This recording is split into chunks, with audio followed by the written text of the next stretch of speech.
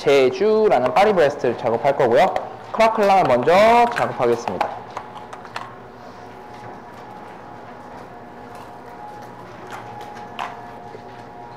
크라클랑 같은 경우는 위쪽에 있는 크로캉 슈라고도 하고요. 아니면 쿠키 슈라고도 말씀하시잖아요. 그 위쪽에 올라가는 달달한 크럼블이라고 보시면 돼요. 먼저 시로운 버터 넣어주시고요. 그리고 가루재료 있는 것 같은 경우는 채를 치셔도 되는데 저는 채를 안 치는 편이에요. 이유는 어차피 되직한 반죽들은 가루들이 다 예쁘게 퍼지게 됩니다. 그래서 그대로 저는 작업을 할 거고요. 네. 바로 이번에는 비터를 걸고 작업하겠습니다. 저속으로 처음엔 작업해주고요. 여기서 색소를 약간 넣어서 땅콩 색깔을 낼 수 있도록 작업할게요. 색소는 셰프마스터 브라운 색깔 그리고 골든 옐로우 사용하고 있습니다.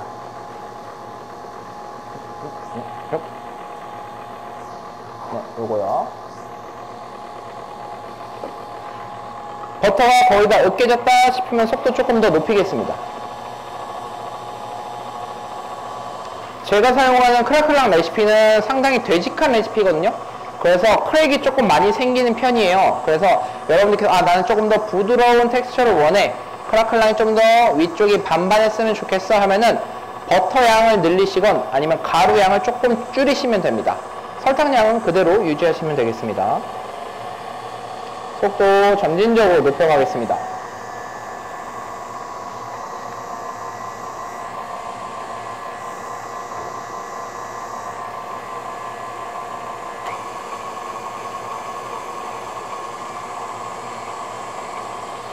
크라클랑 같은 경우도 저희가 이게 냉동하는데 시간이 좀 걸리기 때문에 완성품이 있어요. 그래서 만들고 밀어 피는 모습까지 보여드리고 바로 완성품을 대체해서 빠따슈 반죽으로 넘어가도록 하겠습니다. 중간에 한번 멈추셔가지고 바닥 쪽에 가루가 덩어리진 거 있나 확인해 주고요. 또는 버터가 제대로 풀리지 않은 것이 있는지 확인해 줍니다.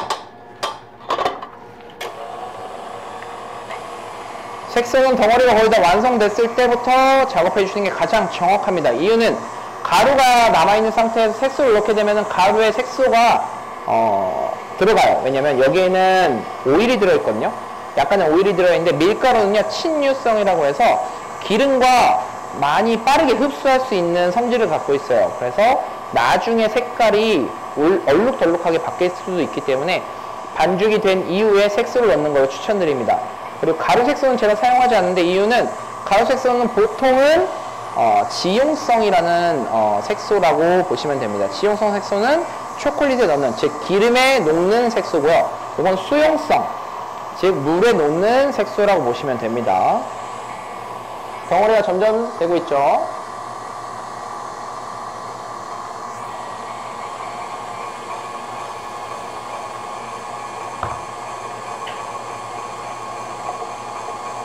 한 덩어리로 되고 나서부터는 속도 줄이고요. 네, 이렇게 되고 난 다음에는 이 반죽에다 직접적으로 색소를 넣어주도록 하겠습니다. 갈색과 노란색, 갈색 살짝 묻혀주고요.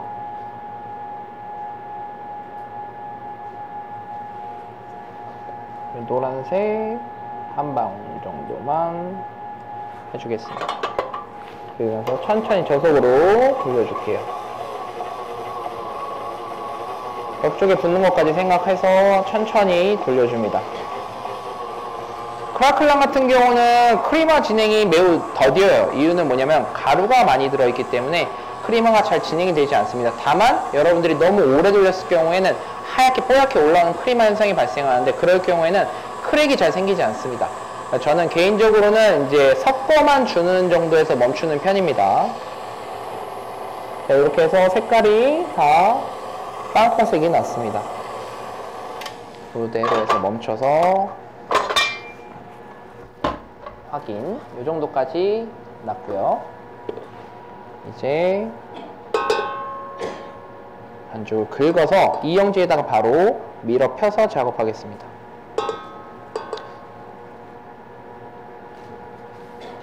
사실 여러분들께서 여러분들 중에 이제 멀리서 오신 분들도 계시고 차 시간이 조금 촉박하신 분들도 계실 것 같아서 저희가 시식을 그 도시락 용기에다 준비를 했어요. 그래서 만약에 나 진짜 너무 아쉽게도 다 못 보고 가셔야 된다 그럼 말씀해 주시면 뒤에서 따로 도시락 용기에다가 준비해서 전달해 드리도록 하겠습니다. 내려가시면서라도 드시라고 조금 배려를 하겠습니다. 반죽 전부 다 섞어 주시고요.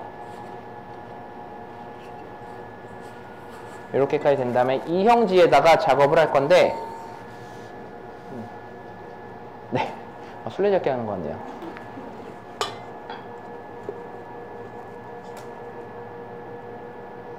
이렇게 해서 작업이 되는데 손으로 한번 만져볼게요. 만져도 손에 잘 달라붙지 않는 정도입니다. 그죠? 요 정도 되기라고 보시면 됩니다. 저희 크라칼랑은 이렇게 작업을 해주고요.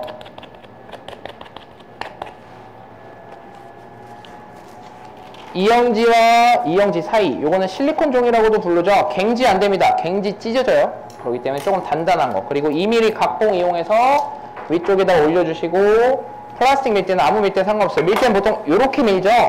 근데 반죽을 냉을 먹이지 않은 상태에서는 그냥 손으로 이렇게 잡고 반 기준으로 앞쪽으로 쭉 밀어주시고요. 그 다음은 아래쪽으로 밀어주시면은 2mm 완성됐습니다. 굳이 냉 먹일 필요 없죠. 냉을 먹이면은 여러분들이 시간 낭비, 그리고 시간 낭비하고 여러분들의, 물론 나는 전완근을 하고 싶어 그러면 단단하게 해서 밀어 피셔도 되는데 굳이 그럴 필요 없습니다. 이 상태에서 그대로 보관하시면 됩니다. 네, 이렇게. 그리고 이 상태에서 여러분들께서 만약에 저는 대량으로 만들어 놓고 싶어요 그러면 이 상태에서 떼지 않고 그대로 랩핑해서 보관하시면은 최대 한 달까지도 보관이 가능합니다. 생각보다 유용하죠. 이 상태. 대신에 이형지가 비싸요. 이형지가 비싼데 그만한 효과를 하니까 나는 이형지는 없고 테프론 시트가 많아 그럼 테프론 시트 사용하셔도 돼요. 대신에 테프론 시트는 미리수가 이형지보다 조금 더 두껍기 때문에 2mm보다 조금 더 낮을 수는 있습니다. 그 정도는 근데 큰 차이 없기 때문에 바로 사용하시면 될 것 같아요. 또 바로 다음 작업은 이제 슈를 작업하도록 하겠습니다. 슈, 빠따슈라고 하죠. 슈가 불어로는 양배추란 뜻입니다. 모양은 양배추처럼 생겨서요. 예, 프랑스인들은 매우 직관적으로 이름을 지어놨어요. 뭐 한 가지 예로 여러분들이 좋아하시는 생초콜릿 있죠? 그 이름이 빠베거든요. 빠베가 어떤 뜻인지 혹시 아시는 분 계실까요? 불어 하시는 분, 프랑스 하시는 분. 저는 잘 못하는데 네, 제가 그냥 설명할게요. 불어로 그냥 사각에 또는 보도블럭 이란 뜻입니다. 이유는 보도블럭처럼 생겨서 그 이유일 뿐입니다. 그래서 그렇게 나왔다고 보시면 됩니다. 자, 이제 슈 작업할 건데 냄비에다가 바로 물과 우유, 소금, 설탕, 버터까지 한 번에 넣습니다. 저희는 미리 계량해 놨기 때문에 이 안에 들어있는 것들이 모두 다 이제 녹아있는 상태예요. 소금과 설탕이. 평균적으로 여러분들께서 바로 작업하실 때는 여기 아래쪽에 먼저 고형분들을 계량하신 다음에 마지막에 액체를 계량하시는 게 가장 편합니다. 가장 위험한 소금부터 미세적으로 계량하시고 그 다음에 설탕, 그 다음에 버터 한쪽으로 계량은 끝난 다음에 물과 우유를 따로 계량하시건 같이 계량하시건 하시면 되겠습니다. 왜냐면 수분량은 저희가 호화시키면서 날리면 되는데 설탕이나 소금은 날린다고 날아가지가 않죠. 그렇기 때문에 물과 우유를 넣은 상태에서 소금을 잘못 계량할 경우에는 짜죠. 네, 짜집니다. 그래서 그 점을 주의하셔야 됩니다.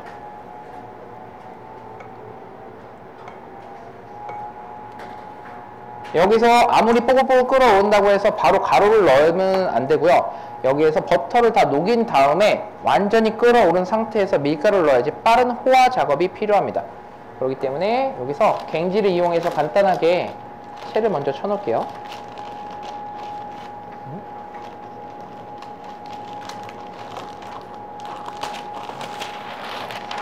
끓기 전에 먼저 여기다가 채를 쳐놓겠습니다.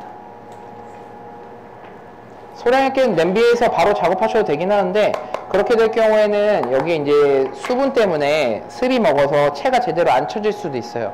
먼저 채 쳐놓으시면 훨씬 더 좋겠죠.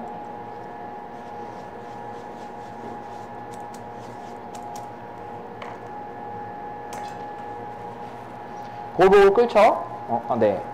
보글보글 끓죠? 끓는데 아직 버터가 덜 녹았어요. 그럴 때는 천천히 저어주시면 됩니다.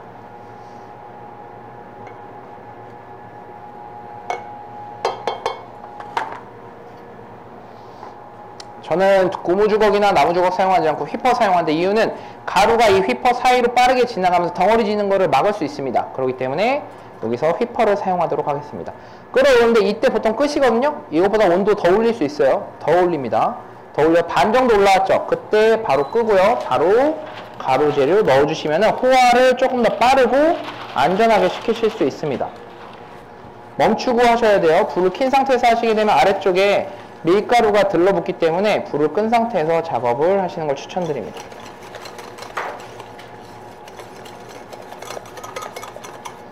자, 벌써 빠르게 다 섞였어요. 그러면 이제 다시 불을 켜고 호화 온도인 78도 이상을 작업해 줄 겁니다. 보통 여기서 많이 헷갈려 하시거든요. 슈를 작업할 때 제 슈는 선생님 제 슈는 팽창을 안 해요 하는 거는 여기에서 80도 이하로 작업했기 때문이에요. 그런 리스크 중에 하나가 어떤 거냐, 아까 끓인 점을 조금 낮게 잡았을 때, 밀가루를 또는 차갑게 보관했을 때, 또는 겨울에 작업했을 때 많이 그러거든요. 그래서 그럴 때는 밀가루를 약간 오븐에 넣었다 빼시는 것도 추천드리고요. 그리고 확실하게 끌어올리는 거를 추천드립니다. 빠르게 섞어주고요. 여기서 너무 많은 호화를 해버리게 되면은 반죽 자체가 되직해지기 때문에 아래쪽이 눌러붙는다는 생각이 날 때쯤 마무리해 주시면 됩니다.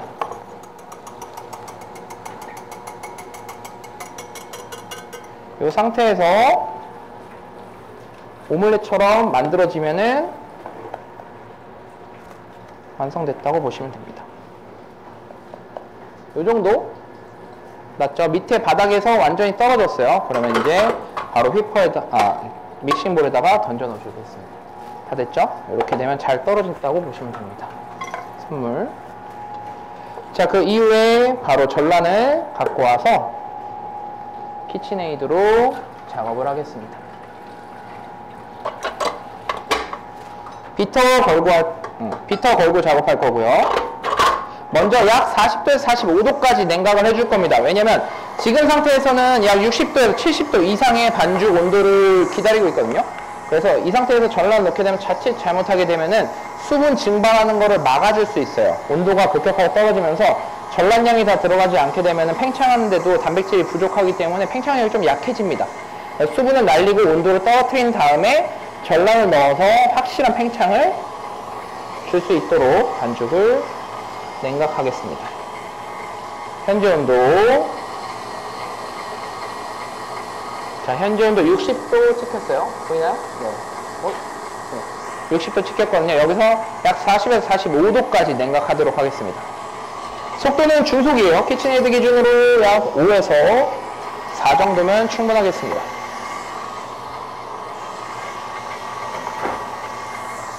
혹시 이 작업되는 동안 궁금한 점 있으신 분 계실까요? 알겠습니다. 자, 그럼 바로 여기에서 철판이랑 준비해서 다음 작업 진행할게요.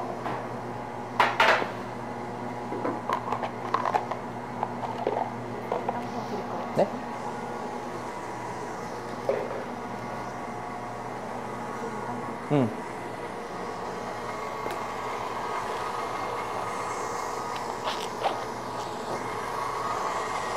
여기에 냉각되는 동안 무슬린 크림, 즉 CP 먼저 끓이겠습니다. 크렘 파티시에라고 하죠.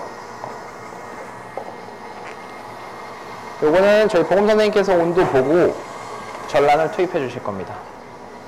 이쪽으로 옮겨도 될까요?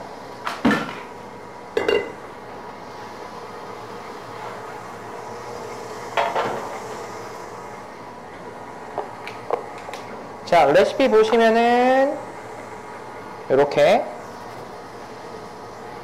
남황, 그리고 우유, 그리고 설탕과 전분 같이 들어있고요. 그리고 땅콩 프랄리네. 사실 프랄리네 시간 관계상 저희가 보여드리지는 못해요. 근데 저희가 만든 거거든요. 그래서 레시피는 넣어놨습니다. 몽쉘에서는 100% 프랄리네나 페이스트는 다 만들어 쓰고 있어요. 이유는 기성품을 사용하게 될 경우에는 그 한정된 맛밖에 내지를 못해요. 그래서 나는 좀 씹히는 감을 원해. 그러면 프랄리네 좀 덜 작업하고 아니야, 나 고운 걸 원해 또는 바닐라 빈의 향을 넣었으면 좋겠어 하면은 저희가 직접 만들어서 쓸 수 있기 때문에 거의 다 만들어서 쓴다고 보시면 됩니다. 아니죠? 다 만들었습니다. 온도 보시고 넣어주세요. 자, 크렘 파티시에는 레시피가 정말 많아요. 기본적으로 크렘 파티시라고 하면은 난황 우유 그리고 전분 설탕까지가 들어가는 거를 크렘 파티시라고 보시면 됩니다. 자, 지금 전라마저 들어가고요. 그 사이에 저는 우유를 넣겠습니다.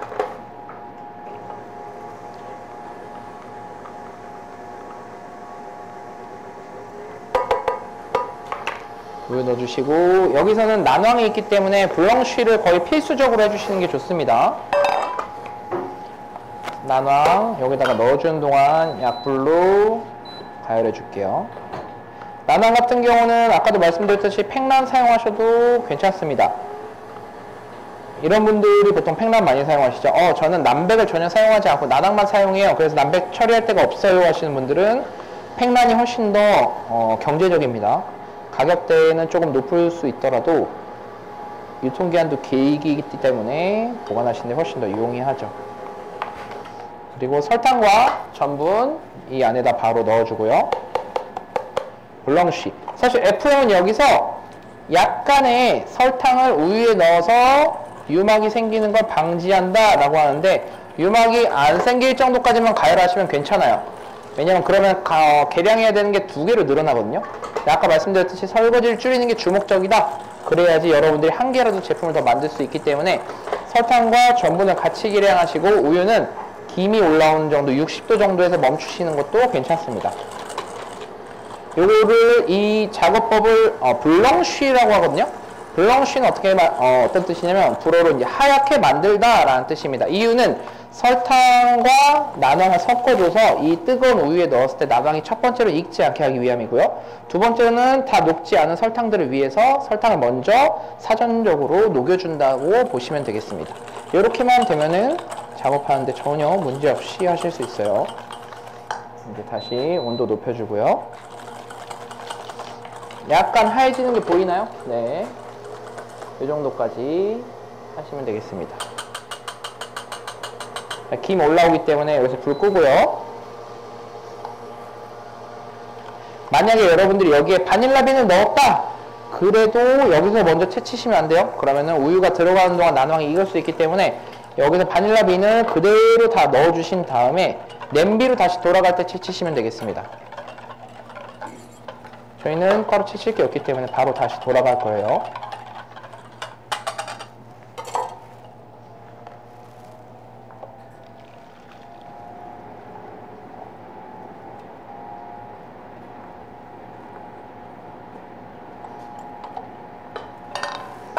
그 이후에 바로 불 중불로 작업하겠습니다.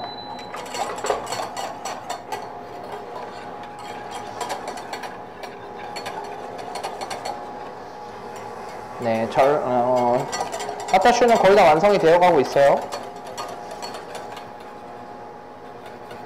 보세요. 바꿀래요? 네, 이쪽으로 가겠습니다. 저는 이제 왜냐면 이거 끓이기만 하면 되거든요. 네. 그리고 여기에서 전란이 묻은 마리지는 재사용 불가능합니다. 혹시 이유 아시는 분 계실까요? 네, 방금 말씀하시려고 하신 것 같은데 말씀해 주세요. 맞습니다. 살균이 안 되기 때문에. 어떤 살균법이라고 하죠, 보통은? 네? 파스테르 살균법. 무슨 살균법이요? 아니었나요? 아닌 것 같았어요? 알겠습니다. 파스테르 살균법이라고 합니다. 어떤 거냐면 저온 살균법이라고도 하고요. 여기에 있는 살모넬라균, 식중독균을 제거하기 위해서 해야 되는데 그 점이 이제 충족되지 않았죠. 저희가 생 난황을 마리지에 썼기 때문에 새로운 마리지로 작업을 해야 됩니다. 자, 여기서 바로 슈 준비해 주고요.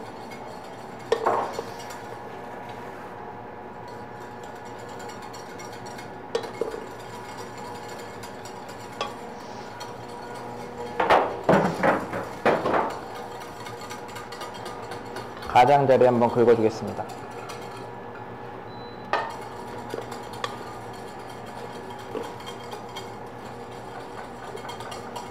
텍스처는 이 정도 텍스처, 조금 꾸덕한 텍스처라고 보시면 됩니다.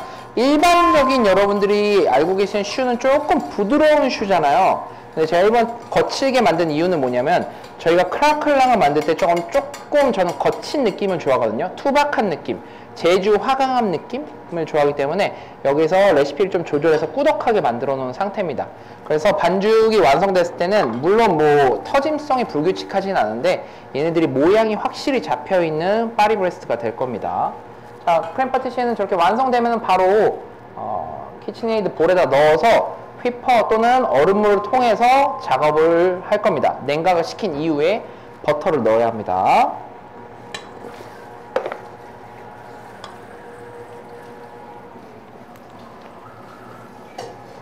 슈반죽은 바로 짤주머니에 담아주고요.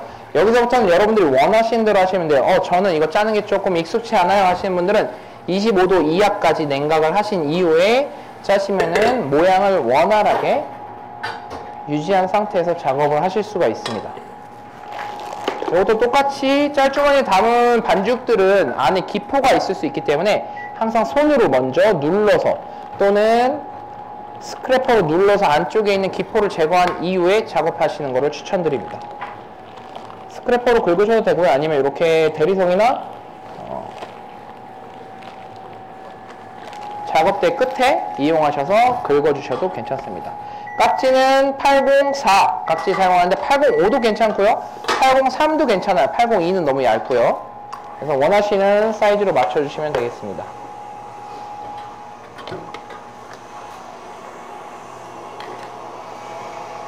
자, 이제 크림 파티시에 같은 경우는 이렇게 작업이 냉각하는 동안 시간이 부족하죠. 그래서 저희가 무슬린 크림까지 바로 다이렉트로 준비를 해놨어요. 이제 이게 이제 냉각하고 있는 CP고요. 여기에서 그 다음에 완성된 게 여기에 있는 무슬린 크림인데 땅콩 프랄리네까지 들어간 무슬린이라고 보시면 됩니다. 전 저거는 이제 저대로 돌아가는 동안 기다리고요. 저는 이제 슈를 팬닝해 볼게요. 아까 마찬가지로 엄지손가락으로 돌려주시고 위쪽 한 2cm에서 3cm 정도 떨어뜨린 네, 말씀하십시오. 이 반죽 온도요? 한번 볼까요? 25도 이하면 되는데 요거 지금 30도입니다. 네. 최적의 온도? 25도 정도라고 보시면 돼요. 왜냐면 아까 말씀드렸죠. 버터가 굳는 점이 생기는 온도가 25도 이하 때부터 생기거든요. 근데 저희가 버터가 대량으로 들어간 반죽이잖아요. 근데 여러분들이 작업하실 때 난 짜는 게 좀 미숙해 또는 짤 때 많이 퍼지는 것 같아. 그러면 25도 이하로 작업해 주시는 게 좋아요. 근데 지금 아까 반죽 보시면 아시겠지만 좀 거칠었죠. 되직했단 말이에요. 그럼 30도에서 짜도 이 모양을 유지할 수도 있어요.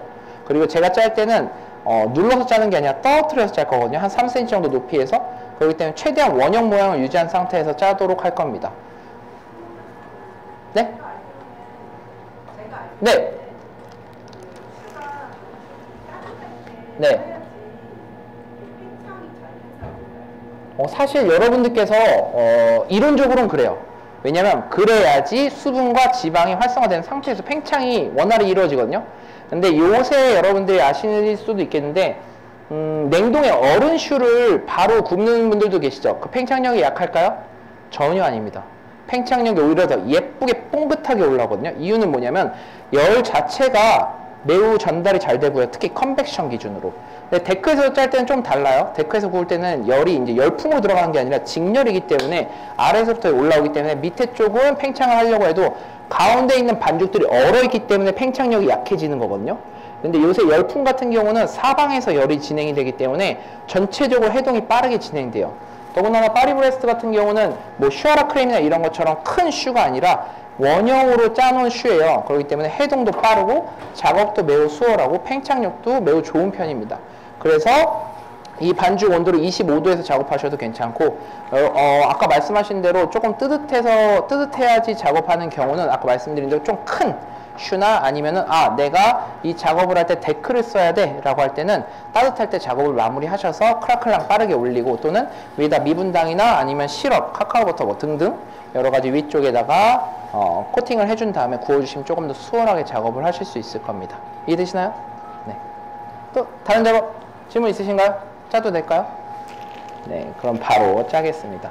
왜냐면 지금 제가 시간을 좀 빠르게 쓰고 있어가지고 질문 시간이 좀 널널했어요.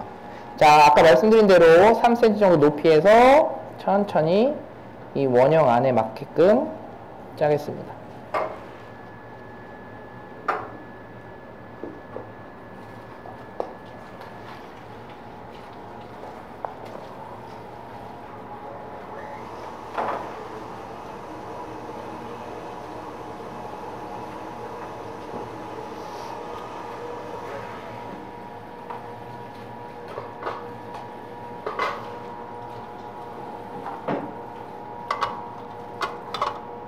이렇게까지 작업해 주고요. 네, 약간 오징어링 정도 크기라고 보시면 됩니다. 그 이후에 미분당을 약하게 뿌려줄 거예요. 이유는 위쪽에 이 설탕막을 일으켜가지고 팽창을 균일하게 바꿔줄 겁니다.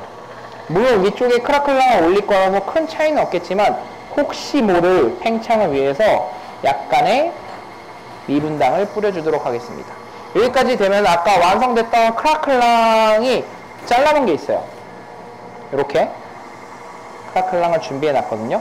그래서 보시면은 가운데 약간의 구멍을 뚫어놨습니다. 이유는 뭐냐면 얘네들이 팽창을 할 때 완전히 밀봉을 해놓으면 그쪽이 수분이 팽창하면서 기화되면서 그 안에 뭉치거든요. 그럼 얘가 터질 때 불규칙하게 터져버려요. 그래서 약간의 구멍을 내서 위쪽에 올려주시면은 얘네가 감싸질 때 훨씬 더 원활하게 감싸질 수 있기 때문에 구멍을 내줬습니다. 구멍은 저희 그냥 가장 작은 원형 깍지로 구멍 내줬어요.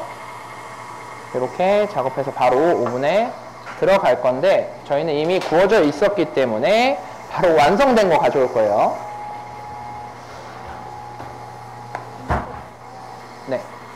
자, 이제 바로 무슬린 작업을 하고 나서 슈 바로 완성할게요. 무슬린은 옆에서 계속 돌아갈 거고요. 그 사이에 쓱 돌리고 콩포대 연속 작업 하겠습니다. 자, 요거는 한라봉 콩포대, 한라봉의 껍질과 그리고 과육과 그리고 금귤까지 같이 사용한 겁니다. 마찬가지로 설탕과 패킹 같이 작업해줬고요. 이거는 선물. 금귤 같은 경우는 씨앗이 매우 크기 때문에 확실하게 제거해 주셔야 돼요. 만약에 제거 안 된 상태에서 여러분들이 작업하시다가 손님분들이 드시면은 이 나갈 수도 있어요. 생각보다 단단합니다. 이 상태에서 바로 설탕과 패킹 마찬가지로 넣어주고요. 먼저 천천히 한번 섞어주도록 하겠습니다. 네. 전 처리를 했냐고요? 네, 맞습니다. 요거 좀 간단하게 설명드릴게요. 한라봉 껍질은 위쪽에 껍질 부분만 사용하기, 주황색 부분만 사용하기 위해서 그 쇠구멍을 한 다음에 그 하얀 부분을 도려냈어요. 도려낸 다음에 뜨거운 물에다가, 끓는 물에다가 3번 정도 삶아서 빼냈습니다. 그러면 이제 쓴맛이 좀 제거되기 때문에 그렇게 작업한 거 알고 계시면 될 것 같아요. 자, 지금 설탕이 다 녹았죠? 이렇게 녹게 되면은 핸드 블렌더를 이용해서 갈아주도록 하겠습니다. 갈아줄 때는 이제 여기서 여러분들이 선택하실 수 있어요. 나는 이 껍질이 많이 씹혔으면 좋겠어. 그러면 핸드 블렌더를 덜 사용하시면 되고요. 아니야, 나 완벽하게 갈고 싶어. 그러면 오랫동안 갈아주시면 됩니다.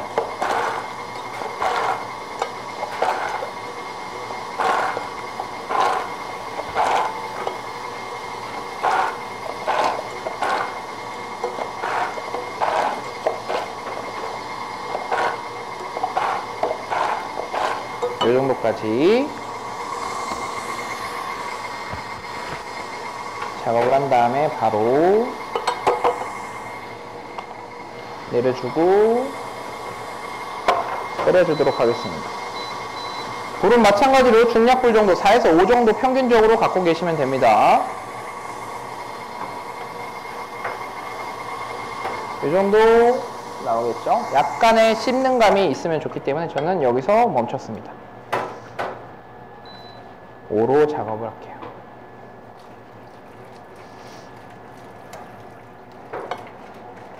자, 쉬는 시간은 이 파리 브레스트가 완성된 시점을 기준으로 약 15분 정도 드리도록 하겠습니다. 시간이 충분하기 때문에 이런 말 하면 안 되는데 그러면 늦어지거든요. 그래서 다시 회수하겠습니다. 없었던 걸로 하고 빠르게 작업할게요.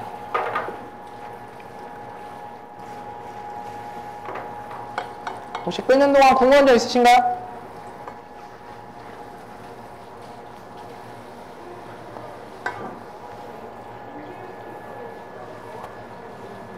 네. 금귤 큐브. 네, 금귤을 큐브를 넣은 거냐고요?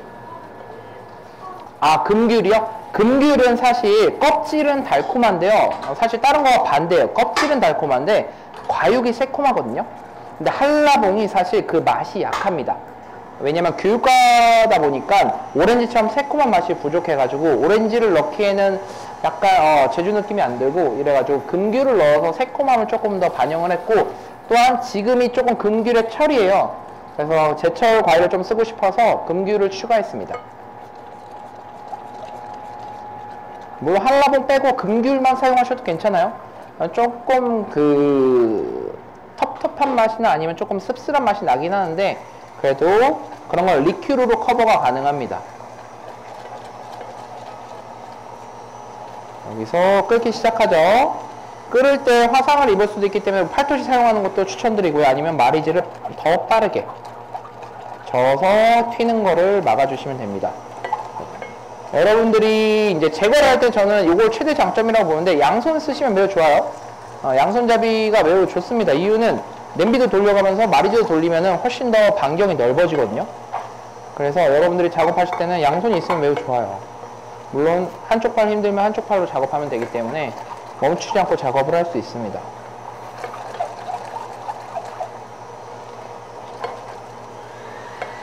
자, 온도 체크 한번 하고요.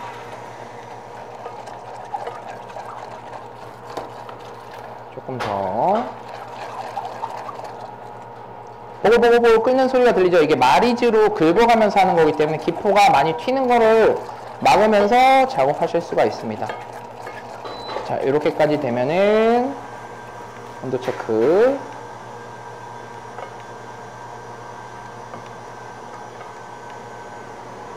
(90도) (92도) 정도 왔다 갔다 해요. 88도 90도 왔다 갔다 합니다. 이 정도까지 되면은 완성됐다고 보시면 됩니다. 이렇게 해서 조금 흐르랑 말랑, 왜냐면 지금 뜨겁기 때문에 이렇게 된다고 보시면 됩니다. 이제 얼음물로 바로 냉각해서 작업을 할 거고요.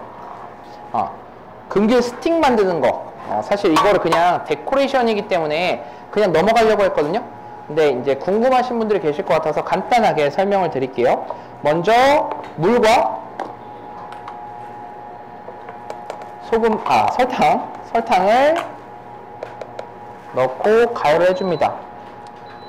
시럽 만드시면 됩니다. 그 이후에 여기에 들어가는 이 리골 오렌지죠. 네, 이 오렌지를 넣으실 때 먼저 넣으셔도 돼요. 또는 저는 근데 마지막에 넣는 편이거든요. 왜냐면 저희가 미리 씨앗을 빼놓은 금귤이에요.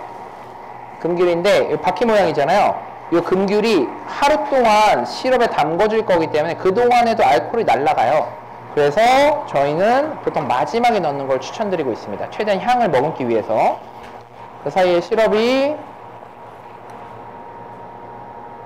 그렇죠.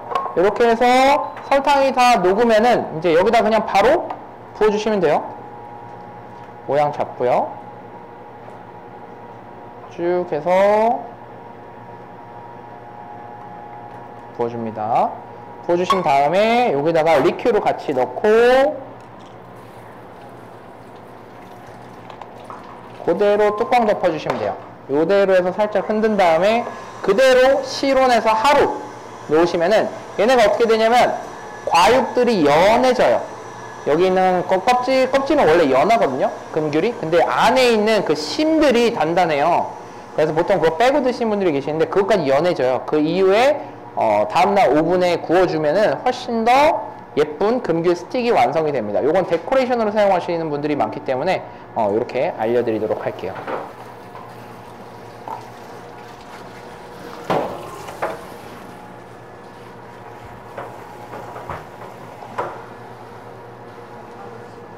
네, 여기서는 하루 정도 지난 다음에 올려야 되기 때문에 여기서 보여드리기만 할게요. 타공 매트를 준비하신 다음에 여기다가 금귤, 완성된 금귤을 하나하나씩 올려주세요. 체에다가 걸르셔서. 그 이후에 미분당 위쪽에 살짝 뿌려주시면 조금 더 반짝이는 스틱을 만드실 수 있어요. 보통은 안 뿌리시거든요. 근데 여기서 미분당을 뿌려주셔야지 코팅이 한 번 더 되면서 오랫동안 보존이 가능하고요. 위쪽에 곰팡이 피는 것도 막을 수 있습니다. 얘네들이 아무리 건조가 됐다고 해도 결국엔 수분이 안에 존재하기 때문에 여러분들이 잘못 보관하시면 전체가 다 곰팡이 필 수 있어요. 그래서 약간의 미분당만 뿌려주시더라도 보존기간이 훨씬 더 늘어난다는 점 알고 계시면 될 것 같습니다. 요거는 저희 뒤에다 놔두도록 할게요. 타공 매트 요새 좀 싸거든요. 옛날에 제가 이거 프랑스에서 살 때 한 6만원씩 했었어요. 지금은 이제 하위 호환이 있죠. 시루 미찌, 노란색의 시루 미찌라고 검색하시면은 저것보다 구멍은 2배 정도 커요. 대신에 한 1m에 한 8,000원, 9,000원 정도면 살 수 있기 때문에 여러분들이 대량으로 작업하실 때는 아니면 잘라서 써야 될 때는 시루 미찌 사용하시는 것도 추천드립니다. 자, 이제 무슬린 크림 여기 있는 거 만들고 제 거 있는 거 여기서 완성해 보겠습니다. 바로 무슬린 크림 이제 돌려줄게요. 온도는 냉장고에서 있었기 때문에 조금 차갑습니다. 현재 온도 약 14도, 13도 되고 있어요. 아까 제가 말씀드린 대로 이 크림의 온도는 지방이 무슬린 크림은 크렘 파티시에다가 버터를 2분의 1을 넣어서 만든 크림이거든요.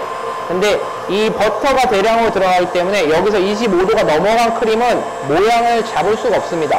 그래서 항상 작업이 끝난 이후에 냉장고로 잠깐 넣어주셔서 모양을 유지시켜준 이후에 재휘핑을 해서 사용하시는 걸 추천드려요. 무슬린 크림 같은 경우는 일반 크렘 파티시와는 다르게 냉동 보관이 가능합니다. 이유는 마찬가지로 지방이 대량으로 존재하기 때문에 그 지방이 수분 이동을 하는 것을 막아줍니다. 보호해준다는 뜻이에요. 그렇기 때문에 냉동 보관 같은 경우는 15일까지 가능하고요. 크렘 파티시에는 냉동 보관이 불가능합니다. 왜냐면 전란이 들어있고 그 안에 수분이 대량으로 존재하는데 냉동으로 들어갈 때는 수분이 얼겠죠. 얼면서 팽창을 합니다. 여기까지는 괜찮아요. 근데 해동을 할 때 팽창을 했던 크렘 파티시에들이 다시 수축을, 그 안에 있는 수분들이 수축을 하면서 빈 공간을 만들고요. 그 빈 공간이 점점 아래쪽 수분으로 차면서 물이 새어나옵니다. 근데 혹시 그 물 드셔보신 분 계세요? 전 사실 궁금한 거 다 먹어보거든요. 이스트건, 뭐 효모건 다 먹어보는데 그거 찍어 먹으면 다 알아요. 제 크렘 파티시에 들어있던 수분에 녹은 당분이 새어나온 겁니다.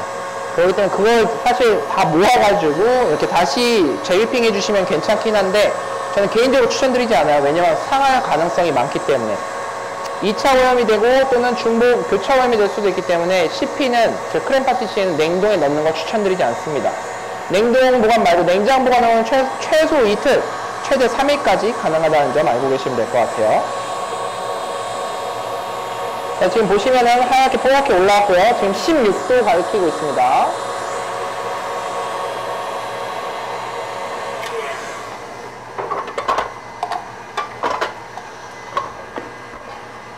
자, 완성된 무슬린 크림 보여드릴게요.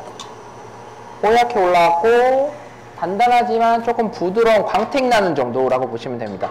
사실 무슬린 크림은 각각의 셰프들마다 레시피가 다 달라요. 어떤 분들은 난 모양을 유지하고 싶어 해서 버터 향을 더 늘리신 분도 계시고 어떤 분들은 아니야 나는 좀 더 부드러운 맛을 원해 그러면은 버터 향을 줄이시는 분들도 계시는데 거기에만 신경 쓰시면 안 되고요. 전분량과 그리고 그 안에 들어간 난황량을 신경 쓰셔야 됩니다.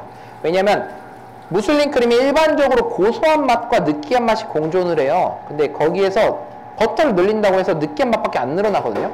근데 그러면은 느끼한 맛이 나면은 입안에 버터가 코팅이 되면은 다음 맛이 나지 않아요. 제가 중점적으로 보는 거는 항상 지방이 나중에 느껴져야지 훨씬 더 다른 맛들이 골고루 나는 편이기 때문에 지방량을 늘리는 것보단 차라리 호화시키거나 아니면은 그 모양, 고형제들을 위한 난황이나 아니면은 전분을 추천드리고 있습니다. 저희는 그래서 전분량이 조금 많은 크렘 파티시에라고 보시면 돼요. 사실 이거는 저희 수업 내용이긴 한데 알려드리는 겁니다. 자, 이제 아래쪽 한번 싹 저어서 부드럽게 완성된 무슬린입니다. 어때요? 모양이 유지되고 있죠? 이 정도 모양이면은 크림을 짜는데 전혀 지장이 없습니다. 그와 동시에 아까 저희가 미리 준비된 요거 파리브레스트 슈입니다. 바퀴 모양. 파리브레스트의 유래를 혹시 아시나요? 파리브레스트, 네, 고개 끄덕이셨는데 한번 말씀해 주십시오. 뭐죠? 네? 네, 맞아요. 파리에서 브레스트까지의 이제 자전거 경주 있죠. 그거를 기념하기 위해서 이제 바퀴 모양으로 만든 걸 파리 브레스트라고 합니다. 그래서 파리 브레스트가 한 이름이라고 생각하시는데 파리랑 브레스트 지역까지의 작업이라고 보시면 됩니다. 이름이라고 보시면 돼요. 좀 이따 제가 파리 브레스트 한 개 더 챙겨드릴게요. 제 시식용을 좀 넉넉하게 넉넉하게 말하면 안 되고 조금 준비했습니다. 그래서 모자라신 분들 드셔보시고 모자라신 분들은 조금 더 드릴 테니까 편하게 드시면 될 것 같아요. 자, 이건 별깍지고요. 867K입니다.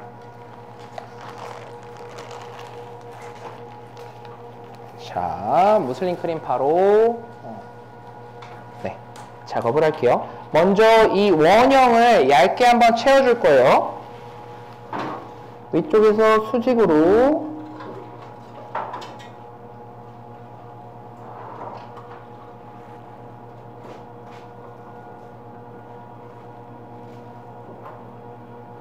채워주는 이유는 아까 말씀드렸듯이 지방이 대량으로 들어가 있기 때문에 여기에서 바로 꼼포대를 넣게 되면은 이 슈에 수분 이동이 진행이 됩니다. 그러면 슈가 눅눅하게 변하거든요. 그거를 막기 위해서 약간의 무슬린 크림 먼저 짠 이후에 여기다가 아까 준비된 요 한라봉 꼼포대를 위쪽에 짜주도록 하겠습니다.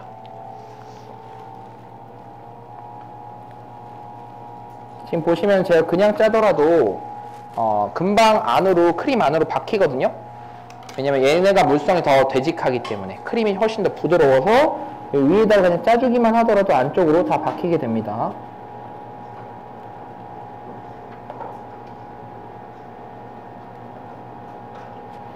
이렇게까지 넣어주신 다음에 다시 한번 무슬린 크림을 위쪽에다가 짜주도록 할게요. 2바퀴까지 짭니다.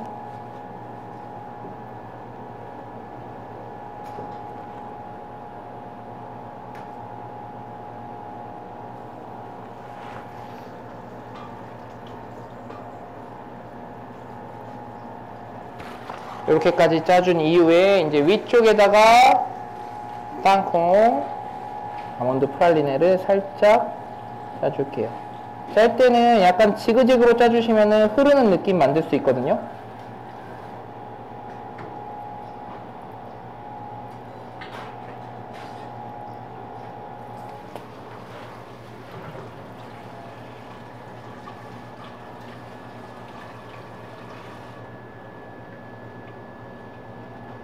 위쪽 짜주고요. 그 이후에 위쪽에다 바로 덮어주도록 할게요. 살짝 흔들면서 크림을 짜면서 100% 올곧게 못 짤 때도 있어요. 그럴 때는 이 뚜껑을 이용해서 살짝 옆으로 밀어가면서 크림을 얹어주시면은 다시 한번 세워줄 수가 있습니다.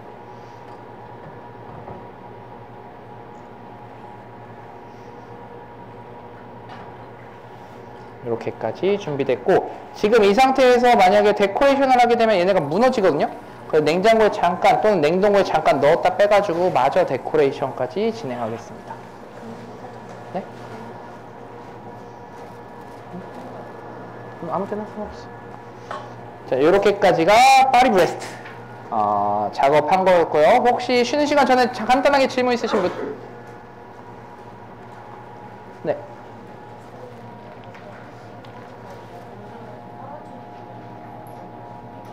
네. 죄송해요. 앞에를 못 들었어요. 네. 예.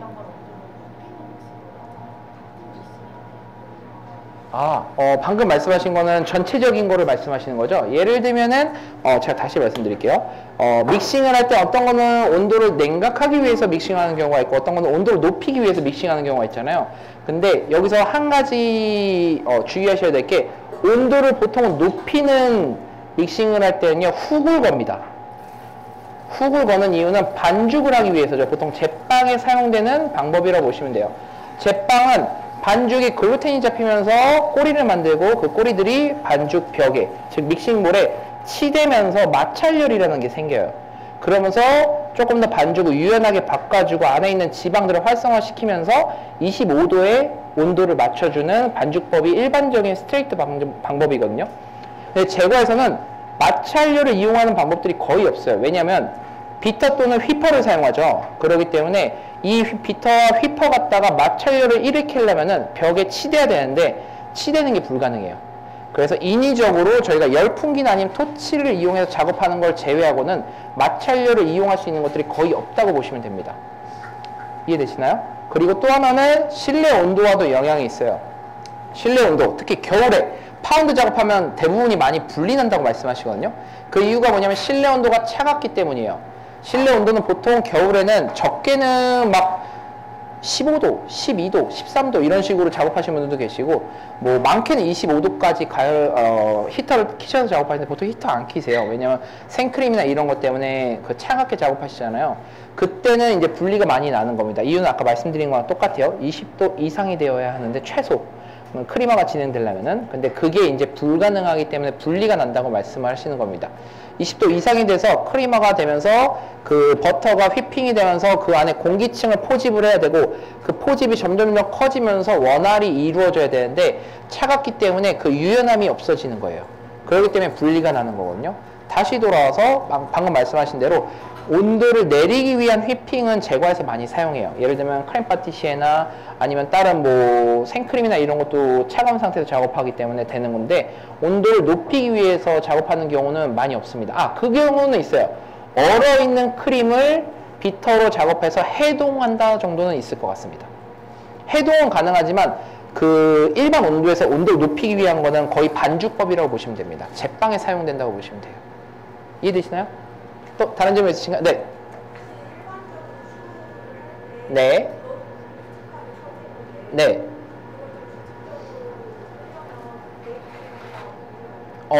사실 불규칙하게 터지는 슈는 여러분들이 불규칙하게 호화를 시켜서 그렇거든요. 또는 안에 있는 그 수분을 너무 많이 날린 상태에서 전란량이 덜 들어갔을 때 많이 그렇습니다. 그래서 전란량과 그 반죽의 양을 비슷하게 만들어 주셔야 돼요. 그러니까 균일하게 하는 양을 말하는 게 아니라 그 안에 있는 수분량과 호화의 농도를 균일하게 해주셔야 되기 때문에, 제가 아까 일부러 온도를 말씀드린 이유가 78도에서 80도 이상만 되면 호화가 되기 때문에 거기서 멈추셔도 돼요. 그 이후에 여러분들이 원하시는 텍스처의 반죽을 완성을 하시면 되는데, 제가 아까 말씀드렸듯이 저는 조금 거칠게 올라왔으면 좋겠기 때문에 좀 반죽을 되직하게 만들었잖아요. 아까 그 말씀이랑 똑같습니다. 말씀드린 거랑. 그래서 나는 조금 더 부드럽게 만들고 싶어 그러면 전란량이 더 들어가야겠죠. 거기에 플러스 난 전란을 너무 많이 넣으니까 얘네가 조금 팽창이 이상한 것 같아. 그럼 거기다 생크림 조금 넣어주시면 돼요. 지방을 넣어주시면은 조금 더 부드럽게 반죽을 완성하실 수 있을 겁니다. 또 하나는 반죽 온도에도 문제가 있는데, 데크에다 구우면 되게 뽀얗게 올라가는 경우가 있어요. 그럴 때는 묽은 반죽을 많이 사용하시거든요. 근데 컨벡션에다가는 묽은 반죽을 사용할 경우에는 불규칙하게 터집니다. 그래서 조금 되직한 반죽으로 사용하는 걸 추천드리고 있어요. 컨벡션 기준이에요. 또 다른 점이 있으신가요? 네. 제가 이쪽을 계속 안 보고 있었네요. 네. 지름이요? 저희가 5.5cm였나요? 네, 5.5cm 링트를 사용했습니다. 그리고 그 안으로 짰어요. 그 경계로 짜지 않고, 그럼 결과적으로 한 5cm 정도의 지름을 유지한다고 보시면 될 것 같습니다. 또 다른 점 있으신가요? 크라클랑은 그것보다 1cm 큰 6.5cm입니다. 보통은 크라클랑이 더 커야 되는 이유는 가장젤에 있는 슈를 원형으로 덮어줘야 되기 때문에 조금 더 크게 재단하고 있습니다. 네. 네, 저희가 넣어놓은 거 사용했습니다. 노첼로우드 같은 경우는 같은 견과류 중에 좀 고소한 맛을 내는 리큐르기 때문에 그 안에서 이제 땅콩에 사실 그 우도 땅콩이 조금 맛이 고소한 면도 있는데 텁텁한 면이 같이 있어요. 그거 없애주기 위해서 프라리네를 만들 때 일부러 아몬드도 같이 넣었고요. 그리고 거기다가 노첼로 우드까지 섞어가지고 그 리큐르 향을 조금 더 배가시켰다고 보시면 됩니다. 또 질문 있으실까요? 예. 네. 그거 하셔도 가능하죠. 네, 왜냐면 상관이 있죠, 사실은. 왜냐면 팽창을 하면서 수분이 증발을 하잖아요. 기화를 하는데 100도 이상부터 수분이 기화할 때는 물에서 수증기를 받기 때는 약 1500배에서 1700배까지 팽창을 합니다. 근데 그게 위로만 팽창하게 될 경우에는 아까 말씀드렸던 그 불규칙한 리스크가 생기거든요. 그거를 막아주기 위해서 타공 매트에다 짜시는데 그럴 때는 사방으로 수분이 증발이 되기 때문에 모양을 조금 더 동그랗게 유지할 수 있어요.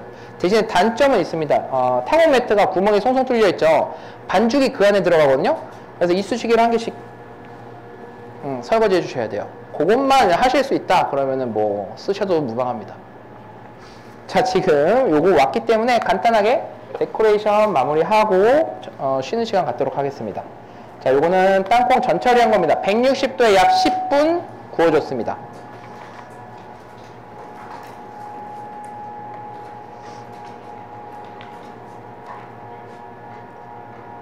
땅콩 같은 경우는 껍질도 고소하기 때문에 저희가 껍질도 통으로 사용하는 경우가 있어요. 그래서 이대로 껍질 채로도 붙여주기 때문에 좀 안 보이시나요? 살짝 들고 할까요?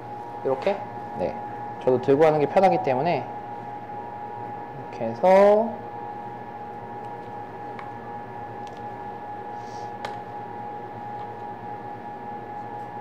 조금 저희 껍질 조금만 까주시겠어요?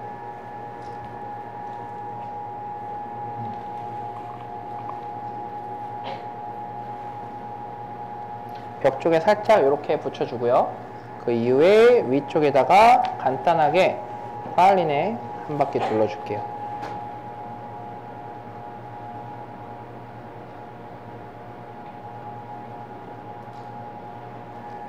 이렇게까지 하고 위쪽에다가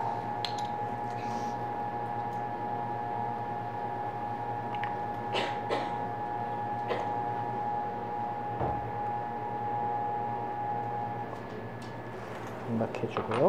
네.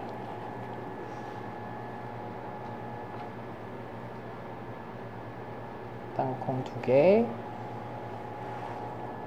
그리고 껍질 한두 개 얹어주고요. 뒤쪽에다가 혹시 짧게 작은 거 한 개만 주시겠어요? 요거 같은 경우는 아까 말씀드렸듯이 그 금귤 스틱입니다.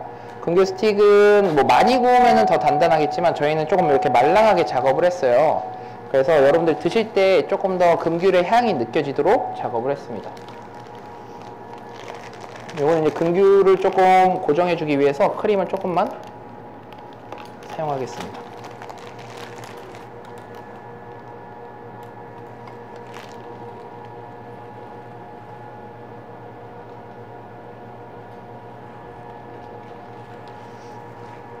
여기다가 이렇게 돼서 파리브레스트 여기 제주가 완성이 되었습니다.